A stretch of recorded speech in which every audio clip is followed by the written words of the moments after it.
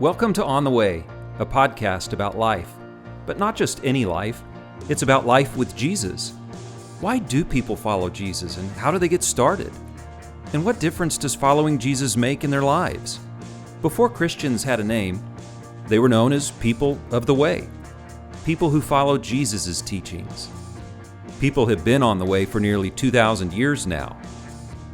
During the podcast, we explore the ways that people become followers of Jesus and why, and what difference following Jesus makes in their lives.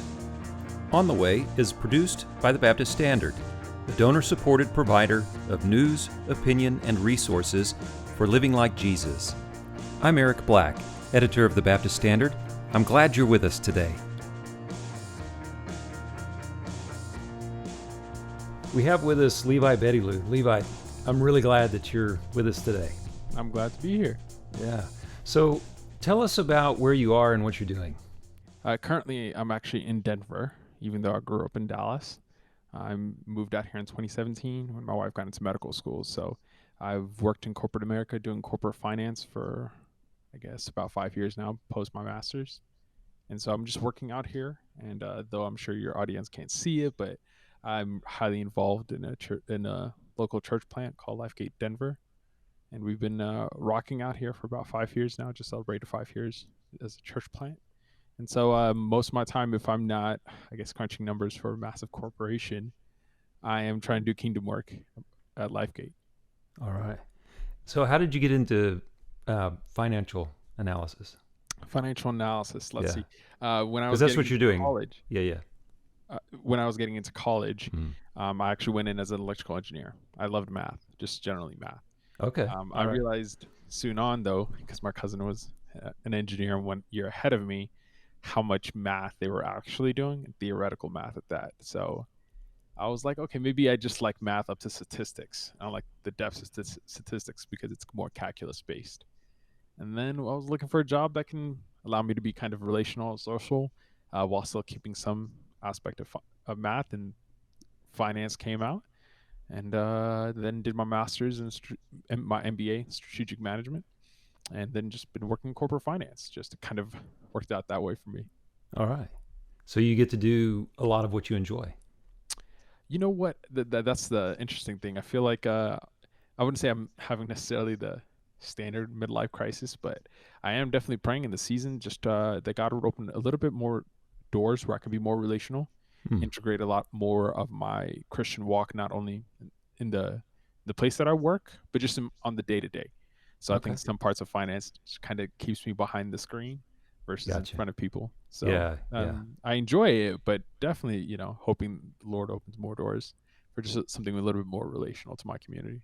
Okay. Well, don't say too much about that yet, because I want to get to that a little bit later. Yeah. All right. No spoilers. No spoilers. No spoilers. So the focus of the podcast is how you became a follower of Jesus, and then what difference following Jesus makes in your life. So tell us about how you became a follower of Jesus. Man, I have the very churchy story. So for those of you that are listening that had what I would call, the come to Jesus moment in this kind of Hollywood cinematic story filled with much ups and downs, mine is like the totally opposite one. It honestly probably involved more VeggieTales and Sunday school, and that was about it. I remember I was 7. I don't know why, but at 7 I had a deep understanding of just the biblical principle of sin and what that was, and my status before the Lord. I was a pastor's kid, and my father made sure that he always taught us from the time we were young that our faith was ours first before it was anybody else's, or incorporating others.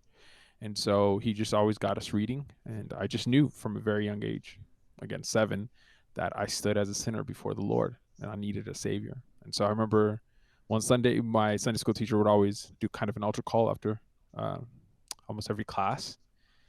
Looking back, I'm like, wow, that's really bold of her.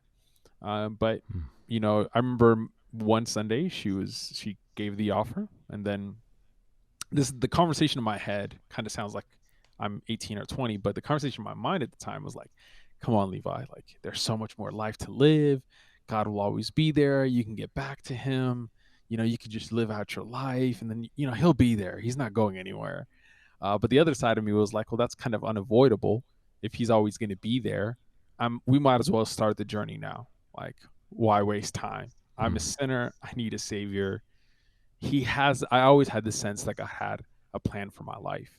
And so rather than trying to, go off the road and do my own thing, I was just like, might as well, let's just get this out the way. I know I need you. And so I dedicated my life to the Lord that day, and just been following him ever since. And so that's not to say that I haven't had the ups and downs of being a teenager in America, or being an immigrant teenager in America, and college and the rest and trials and tribulations of my faith. But man, I've been rocking with Jesus since I was 7, which is crazy to say, but I'm 30 now. It's 23 years. That's wild. Like almost your whole life. That's basically my whole life. Some VeggieTales in Sunday school. Okay. That's about as much as I could say to my story. So you said an immigrant. So tell us a little bit more about the church that you grew up in. All right. So because you said your dad is a pastor. Yes. And so if people listening caught that, that your dad's a pastor and you're an immigrant. So okay. So connect the dots for us. Okay. Yeah. So let me start with how my family migrated to America. And so my dad got a call to ministry back home in Ethiopia. I think it was like 85 or like 87, about 2 years or so after he got married. And at the time, our country in Ethiopia was going through like a terrible phase. I like to say phase. It's not really reflective of the people, but just a phase of communism. And so there was a 20-year stint where our government was communist and they were persecuting the church. But the church blew up, like just the underground church in Ethiopia just tripled. It just grew massively. So in 1990, when the communist government fell, the underground church came out, and it was just huge. But in that time, my dad was doing underground church and Bible studies and received a call. And in our culture, that's a really big thing to receive a call. The elders pray over you. The church recognizes the call in your life. That's a big aspect. So he always told the elders that he doesn't want to teach on something he doesn't know. So he wanted to go study the Bible. He tried at different schools and eventually ended up getting a scholarship to come to Dallas. For a lot of you that may know, Christ for the Nations Institute back in 1991 was a crazy place to be. And so awesome history there. And so he came here, and then there was a local church, Ethiopian church, ethnic church, meaning the main language of the service is in English, but it's called Amharic, or for those that can roll your R's, Amarinya. Yeah. I know that's a little tough there, but Amarinya. And so he's been pastoring that church since 1997. For those of you that are into church stats, which I think are empty, but somehow in Christian culture they mean something, it started about 100 people at the time that he took over in 1997 as senior pastor, or that he was voted on to being senior pastor. And now in 2020, they are 3 churches, 2 church plants that we've planted, and a conglomerate of just adults, because we don't count kids because they don't tithe. But conglomerate of about almost, I want to say about 1,800, 1,900. So by the American church status, they're technically a mega church at this point, but no divisions, no things. We've just been rocking since. So I'm a child of a PK, and I've never been that child that hated that title per se. I thought it just came with certain responsibilities, but I don't know. I always enjoyed it. We always got to cut in line at weddings to get really good food. So as long as food is involved, I was down for the cause. So I notice you keep talking about we, and you're in Colorado now. You've been there for a few years. Yeah. You're involved in a church there, but you still very much identify your dad, the church that your dad pastored, still pastors actually. Yeah. You're still very connected to that. Because just for you to say we so strongly like you have. So it means a lot to me. I am Ethiopian-American, right? We call it third culture being diaspora. For most people who think about diaspora, it just means displaced people rather than just simply immigrant. And so if you're from any other country in the world and you migrated here to America, you're part of what's called a third culture here, where you're neither fully American or fully from your native land. So that I'm Ethiopian American sticks with me. That's kind of the lens in the world that I view it. It affects my theology. It affects my lens and through which I see even some topics we talk about, social justice, the way I see God, a lot of the things that we encounter, maybe even just the way that I do hermeneutics when I read the Bible is affected by the fact that I'm third culture in between two cultures. So it means a lot. But even in the church that I go to now in Lifegate, Denver, check us out. Let's plug.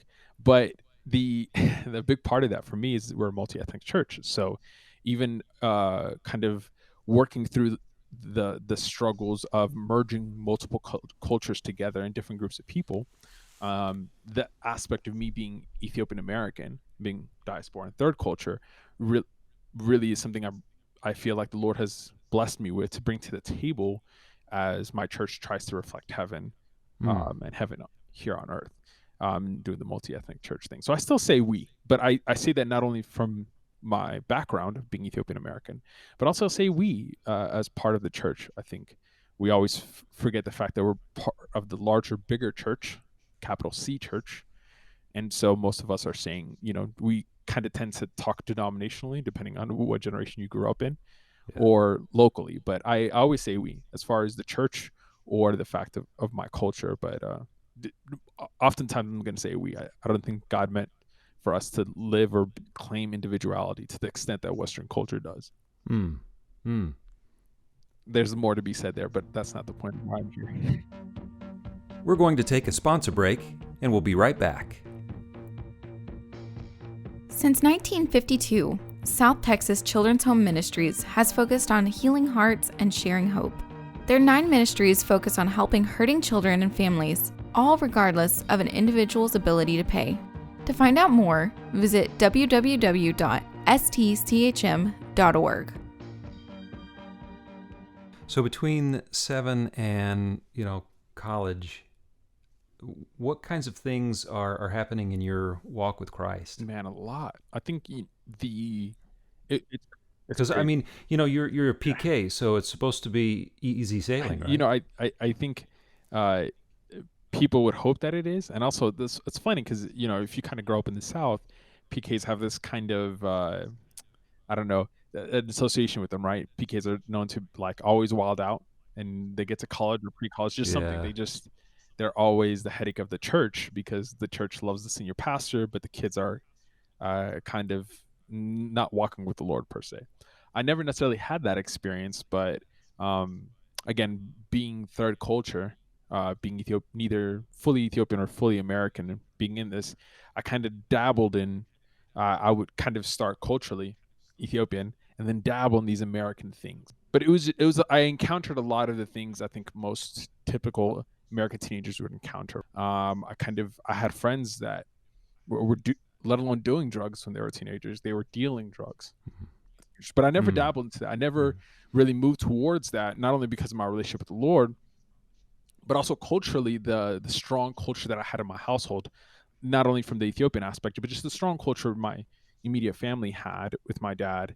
He always presented us with this thought that what I ask from you is nothing more than what's biblical. People assume that you as pastors' kids should be more. Like there's some another level of being Christian that you as pastors' kids should do. But he's like, that's not what I hold you to. I hold you to the Christ standard of that, the biblical standard of that. And because he always put that out there, that always walked with me wherever I went. And I was kind of, because the Holy Spirit walks with us and counsels us and grieves at our sin, I always kind of had that. So whenever I attempted to try something, whenever I thought about something, whenever I did something, there was always that grieve, the Holy Spirit grieving that I felt deeply in me. And then also the cultural part that was just like, this isn't who you are. These American things that I'm dabbling in, it's just not you. So kind of like back away. So, just the prototypical American teenage things, but somehow, man, the Lord just using my culture and the Holy Spirit kind of consistently kind of sanctifying me, just kind of kept me away from a lot of things. But man, it was the normal American. You can name any American's temptation when you're teenagers. I probably either was tempted by it, tried it, or was just around it. Yeah, definitely had exposure to it. Yeah. So when you were going to school, you were going to school with like everybody else. Yeah. You weren't in this one little group. And so you would have been around all of Oh that. yeah, all of that. So it's Yeah. only the weekends or church related things that I went back into kind of like my Ethiopian huddle. And so yes, that played a big part because no matter my sense of community, for instance, right, is influenced by kind of an Eastern culture. So there, the church was not only your kind of spiritual hub, but it was also your cultural place to gather together. So it casted a bigger significance for us. So more of my central cultural grounding was in church. Also because if I think if you live in Dallas, there's a million mega churches. If you don't like one of them, you can go to 20 million more, right? But we didn't have that. So if you didn't like the Ethiopian church, there wasn't too many options. If you still wanted to kind of have that Ethiopian cultural experience when you went to church. So it played a bigger role. So when I was at school, that was a lot of my American side, or I was trying to understand what that was. How American was I was always the question floating in my mind. Did I feel comfortable to be that American where I'm doing whatever they're doing or not? But over the weekends, of course, there was always a safe place I could kind of go back into my little bubble and be like, I'm Ethiopian. And then even then as I got older, that became more uncomfortable because as I grew to being more me and realizing I'm part of this third culture on either side, even that I began to say, I'm Ethiopian, but not that Ethiopian, if I could say that. Yeah.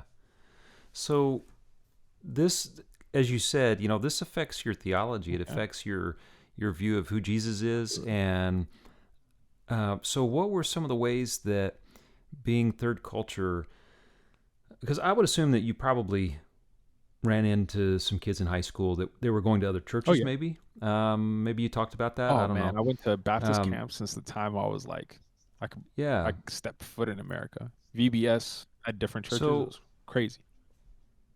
What was that like in terms of, being in places like that where, we talk a lot about kind of like American Christianity. And then on Sunday, you talked about you've got, this is your Ethiopian home. And so you've got these two views of Jesus and the church, and maybe they're not entirely different, but there's some differences. Stark ones. For sure. Okay. Because, for instance, when Paul is writing his epistles, depending on what church it is, right, he may be discussing a specific culture, but each one has its subcultures that he has to address. The Corinthians is different than the Ephesians, than the Philippians. And so from my subculture, right, and being the Ethiopian church had its own issues as well as its, the things that it gave easily into from a biblical perspective, right? So maybe more communal, from a communal standpoint, I understood the depths of when Paul talks about discipline, why there's a weightiness to somebody being disciplined to be pushed away from the community. Because if I was to be pushed away from the community, it had stark kind of, there was a depth of gravity to it for me, right? Because that was my community, right? Yeah. So from a communal sense, you thought about the group, right? And also from just in general, when somebody, for instance, had somebody in their family pass away, the church was providing 2-3 weeks worth of food, not from centralized. It wasn't like you ran a meal train, texted out. People naturally went and did those things. So I understand the church communal sense as thinking of the Christian faith in the sense, what I would believe Paul thought about it as the church and not necessarily your individuality. But on the other end, I also saw the bad side of that, where if there was a bad part of the culture that was maybe legalistic per se, it would spread, and that would probably be something that Paul would write to like the Ethiopian church and would discuss like being legalistic in that sense, right? But on the other side, when I went to different churches here in America, and I think that's part of something I wrote for the magazine article that you had asked me to, so I won't spoil that, but when I saw other kids from different churches, it was always different to talk about culture, right? Where I went to majority kind of white churches, white historically dominant churches, I saw a lack of community, but not a lack of excellence, right? So there was always this definition of bigger churches, better services, everything was decked out, but people were alone and felt alone and would church hop consistently. If I crossed black church, it was the opposite. There wasn't necessarily a splendor, but the communal sense was strong.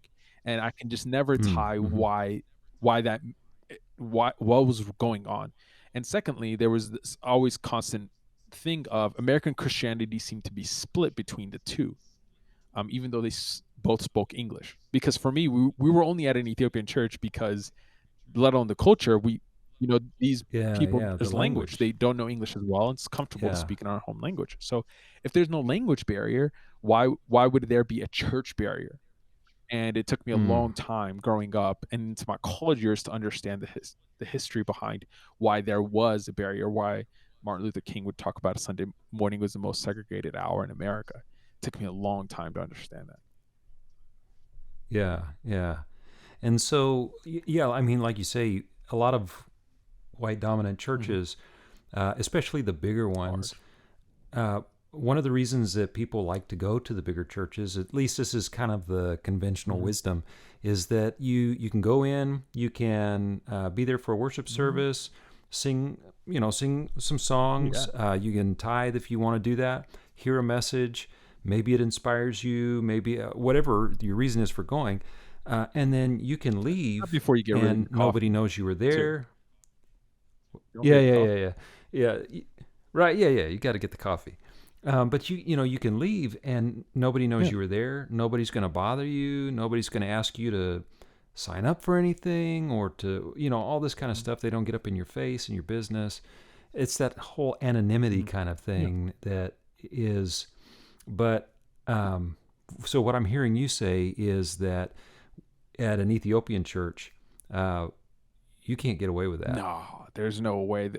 Again, it's the culture. It's not only the spiritual hub, correct? It's a cultural hub. So when they come into town, people who, let's say they moved from DC to Dallas, they already know what church exists there, the Ethiopian church that's there. They already know something about the pastor, something about it. If you're within the Black evangelical Pentecostal world in Ethiopian community, right? Or even different denominations like primarily Ethiopian Orthodox. In Dallas, they know the Ethiopian Evangelical Church. So you generally have this idea already of the community.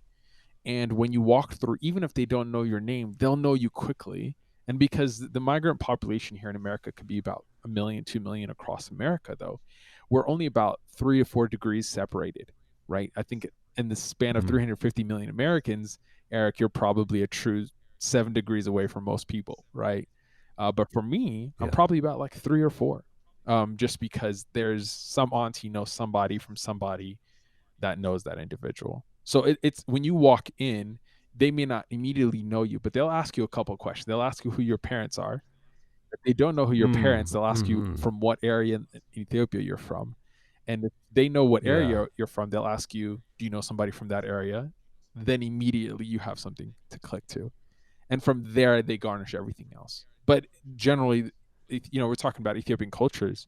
It's thousands of years old, and not necessarily 300 years like America, or 300-400 years. So there's a depth already of a culture that's been in place. You kind of conform to it whenever you walk in those spaces. So I'm imagining if this is what if this is part of what it means to be Ethiopian and to be Ethiopian in the United States. And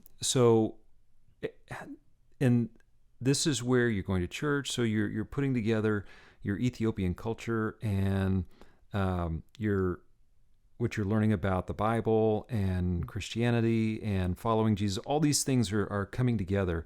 And seminary. And so my dad got his undergrad in theology here, went to Southwestern for his divinity, and then did Southeastern for education because he's a teacher. So. And you were a kid when he was doing that. He was tough, man. They say immigrant African families that come to America come here for education. He doubled down on it. He would do homework when we were doing homework. He would study for a test when we were studying for a test. And if you had a lower GPA than him at the end of the semester, he let you know about it. So he took it up one. You made a B, he made an A. He'll post it on the fridge. Just so you know. Give you a taste of the type of excellence ran in my household. Yeah, I hear you. So, you go off to college. You're not in that. Well, I went where to did you go to Ethiopian, college? so I kind of stayed around. Okay, so you were Yeah, close. I stayed Okay, close because I yeah. wanted to do my dream for a young age. Once I realized that what I wanted for third culture kids is for English church plant, an American church plant, to be birthed out of that. I really stayed so that I can work with our church to kind of making that dream kind of come true. And so I never got to actually fully stay around to realize that, but I believed in it. So instead of going to like A&M or other options around the state, I kind of tried to stay local so that I can kind of continue doing Gotcha. ministry at home, trying to live out that dream of church planting. So before I even knew that the technical term of church planting and all that went with it, that was kind of like a dream when I was like my freshman year of high school. We're going to take a 60-second sponsor break, and we'll be right back. High Ground Advisors has a 90-year history of providing investment management and planned giving solutions to churches, faith-based organizations, and charitably minded individuals dedicated to transforming lives. High Ground is trusted by over 450 nonprofit clients, and we're one of them. High Ground has partnered with Baptist Standard for over 70 years by offering a comprehensive charitable giving and investment solutions model, which includes asset management, planned giving education and development, account support services, real estate and minerals management, and expert legal consultation. High Ground and the Baptist Standard share similar values, such as serving those who are called and dedicated to transforming lives and being a trusted caretaker of legacies. They also value good stewardship, helping those who desire to be good stewards of their financial resources to find creative giving solutions to fulfill that calling. They know what they do to protect, strengthen, and grow our mission is ultimately in service to the gospel. To learn more about how High Ground Advisors can partner with you or your organization, visit their website at highgroundadvisors.org. Some kids, Yeah. teenagers, when they think about going to college and they go to a local Yeah. school, it's not because they want to stick around so they can help plant a Definitely church. not. I mean, so that's where I'm going with that is that, I mean, so I'm thinking about how at a young age, 7, I mean, that's young for you to commit your life to Christ. And then for that commitment to be such that when you were going to college, you chose a local college, not necessarily because, it was near mom and dad, or because it was less expensive, or because that was the program that you wanted. What you said was you chose it because it would enable you to do ministry and to help your church plant an English-speaking congregation. So that was a big thing. Wow. A big thing for me because I got to thinking about why so many, because I wasn't like the first generation here in America that grew up kind of in this third culture. There were plenty of people that were kind of older than me, but they got lost in the sea of when you have a Christian household, right? And you as parents are discipling your kids, you have to disciple them in the context that the kids are being raised, right? So our parents struggled because they didn't understand the context deep enough that they could disciple in that context. So there was generations where this kind of always came at a clash, and parents tried to do their best, but there was quite a number of people that kind of walked away from the faith because of the lack of discipling in context. And so I saw that enough over the years, and I realized what our third culture needed were churches that incorporated these different cultures, recognized who I was from being Ethiopian-American, and yet still spoke to me through the gospel, right? And I think now we call it multiethnic churches, but before that term was coined or used by Dr. Edmondson, the idea was already in my heart about that before I knew it. At least the idea was in my heart about that because I realized how important it was to recognize somebody's culture. And soon I realized why Paul did it all the time, why he talked about Romans, why he mentioned I'm a Jew to the Jews and a Roman to the Romans, right? Even though in Galatians 2, he talks about there's neither Jew nor Gentile, right? So there's like these two truths. You got to recognize somebody's identity that God's given them, but then you also have to recognize that God's redeemed those identities and made them citizens of heaven, right? Citizens of the kingdom. So, but I wanted to be part of churches and create a church that could do both. I think every church should do both. What I found was that it was always too leaning one way, either too American and they didn't understand subcultures or couldn't think globally, or it was too ethnic and they were too subcultured that they couldn't disciple to the context that we were in. For those listening out there, I know I've said a lot. You can just press rewind right there. Yeah. That's all right. Yeah, go ahead and listen to this 2 or 3 times. It won't bother us at all. Yeah, that's right. So, all right, at this point, I want to go back to where we started. You're talking about being a financial analyst. You're in corporate America.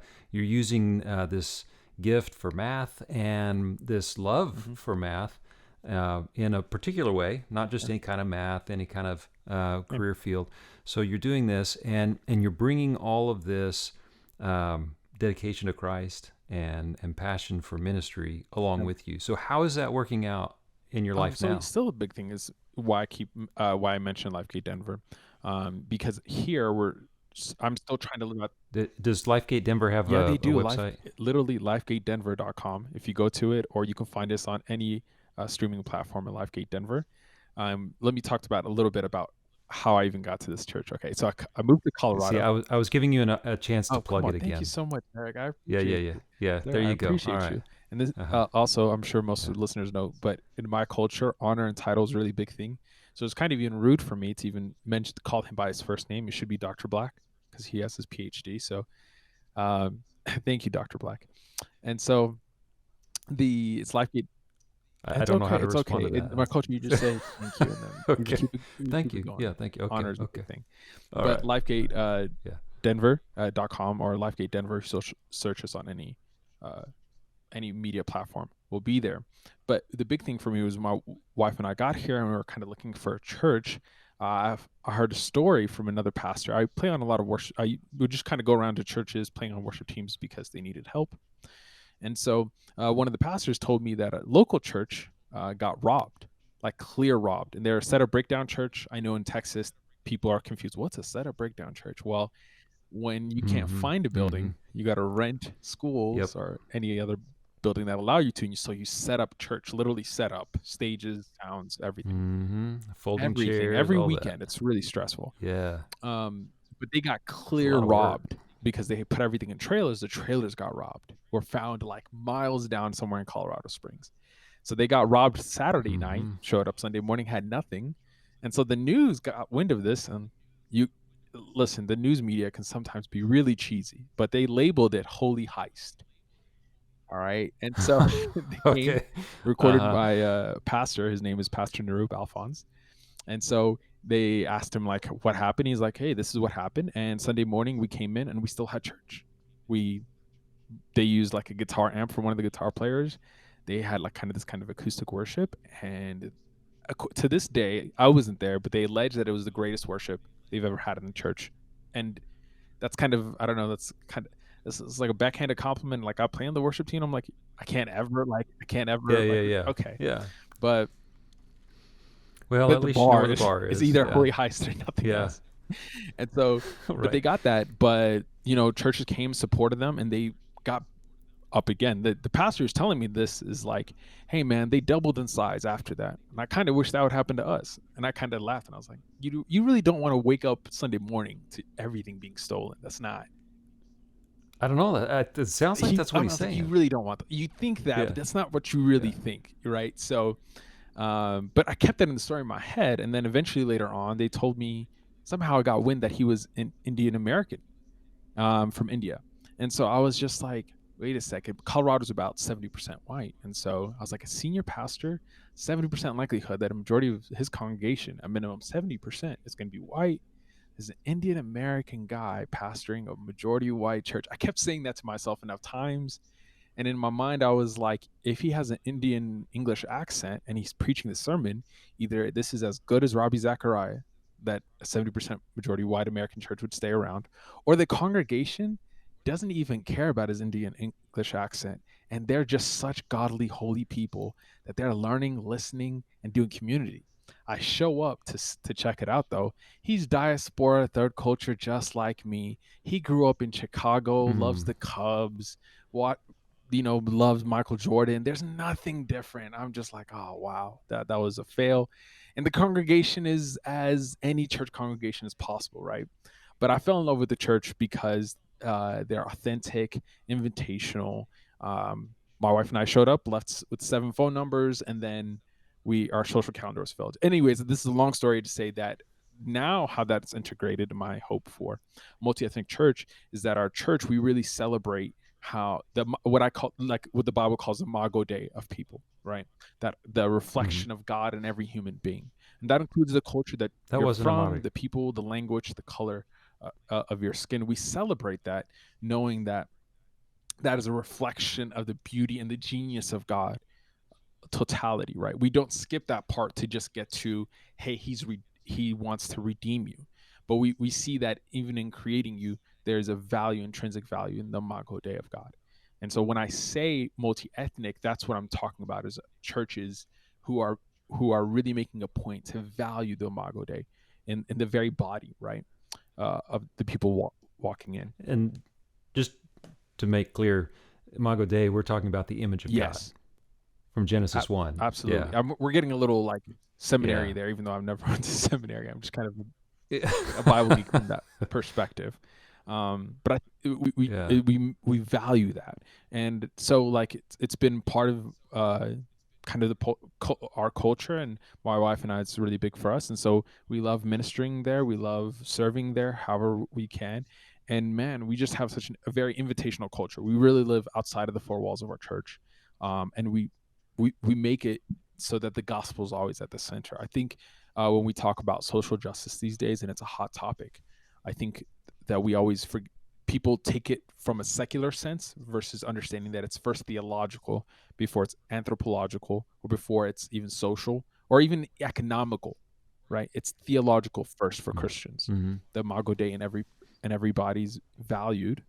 And also the gospel has a response to this all, that God desired justice in the gospel, not only as restitution for our sins, right, but the redemption of the totality of the person, right? And there's that. And so we really at LifeGate just value the person totally as a whole. So listen, if you're in Denver, Colorado, please check us out. We'd love to get you there. And then if you walk in and you're like, hey, I just know this one guy from this podcast I listen to, his name is Levi, is he here?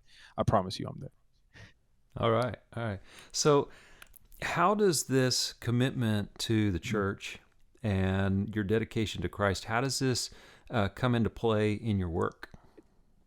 Because they're not two separate things for you. I try to not to make them, and honestly, I think as a Christian, you are trying to really live that out, right? The Bible commands, Paul writes, that do everything unto the Lord, right? So when I'm working, I'm trying to always remember that I'm not only a reflection of Christ himself when I'm working, but also it's my testimony, right? Paul even instructs people that a man who does not work shall not eat. There's more in depth to that than saying you need to go make some money, but people should know us by the excellence from our hands. And so I try to use that as a motivating factor for excellence in my work, but also to know that, hey, unless I'm in corporate America, I will probably not be able to actually get in front of some of these people who are fully 60, 70 hours a week in corporate America. And then they're in the mountains the rest of the time, right? So unless I'm, I don't know, running through the mountains, just trying to find anybody and everybody to talk about Jesus with, I'm sitting 40 hours a week minimum with people. Well, not in coronavirus right now. I'm virtually sitting with people. But it's that. So I always try to remember, the Lord desires for me to work excellently with my hands, and that there are people that I meet that I can share the gospel with, I can love on, really live out the life of Jesus in front of them, only in that context in corporate America. So I try to integrate it that way. It is pretty tough though in business culture. It's not easy a 1-for-1. I can't just simply be like, hey, what do you think about God? And then just start the conversation from there. That's not business culture. So, right. I just can't. And for some people, they feel like it ruins happy hour when I bring start talking about Jesus. So I have to like find creative ways to love on people. So to put it in like church language, We got to go. Oh, we can bring some Christianese. I can go Christianese. not all church language is bad. It may not make sense, but that doesn't mean it's bad. I'm hearing you describe what it's like being a Christian in corporate America. And on one hand, I hear you talking about that the way you go about your work, the way you do what you do, the church word I'm thinking of is this is an act of worship. That this is an act of bringing your best self because you represent God. And that's kind of the way that we talk about going to church and worshiping and, bringing our best to God in song and in, tithing, that kind of thing, giving money to God. So, but also it's not just worship, it's also mission. Because you said that because of the way corporate America tends to work, you've got people who are working 60, 70 hours a week, and then when they're not working, they're not necessarily going to church. They're going to relax somewhere. They're going to go get away, get to the mountains, something like that. So if you're going to have any kind of interaction with them or influence with them, you can't sit at the church building and wait for them to show up. You have to go where they are. So to put that in church terms, I hear that what you're doing is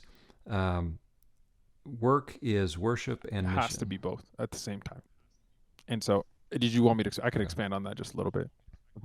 Yeah, I was just kind of putting a frame on it, and so I'll let you go with it. A big thing. Now, I'm going to make some hot take here. So hopefully, Dr. Black, this doesn't like get you in trouble with the higher ups. But I'm not a fan of when people use the phrase postmodern America or the world, post-biblical, because to me we became immediately post-biblical right after the fall.